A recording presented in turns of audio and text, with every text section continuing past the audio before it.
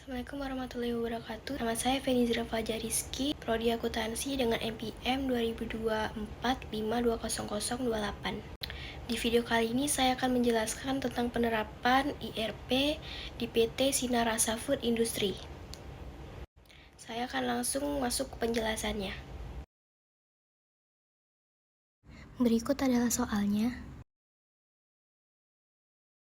Analisis penerapan modul IRP di PT Sinar Rasa Food Industry.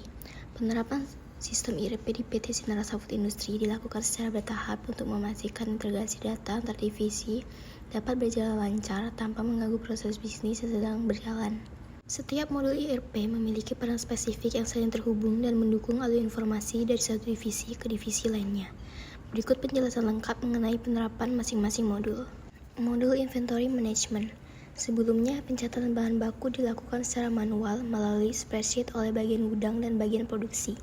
Akibatnya, sering terjadi perbedaan data stok antara kedua bagian tersebut. Setelah diterapkan di modul IM, seluruh proses pencatatan dilakukan dalam satu sistem terintegrasi.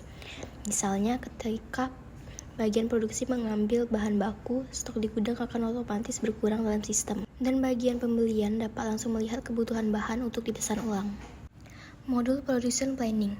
Sebelumnya, bagian produksi sering mengalami masalah kelebihan atau kekurangan produksi karena perencanaan tidak berdasarkan data permintaan aktual.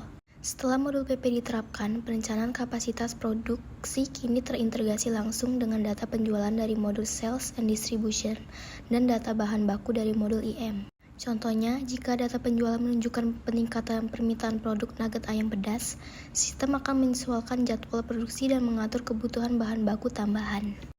Modul Finance and Accounting. Sebelumnya, staf keuangan harus mengumpulkan data penjualan, pembelian, dan produksi dari masing-masing divisi secara manual setiap akhir bulan.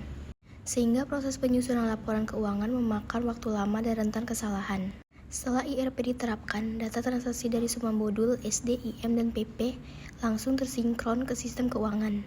Misalnya, ketika pesanan dikirim melalui modul SD, sistem akan otomatis membuat jurnal penjualan dan piutang pelanggan. Modul Sales and Distribution. Sebelumnya, pesanan pelanggan dikelola menggunakan email atau dokumen manual yang seringkali menyebabkan keterlambatan konfirmasi pesanan dan kesalahan pengiriman. Dengan adanya modul SD, setiap pesanan pelanggan kini langsung tercatat dalam sistem. Informasi pesanan secara otomatis diteruskan ke bagian produksi dan gudang untuk persiapan barang, serta ke bagian keuangan untuk pembuatan faktur. Sistem juga dapat melacak status pengiriman dan mengirimkan notifikasi otomatis kepada pelanggan.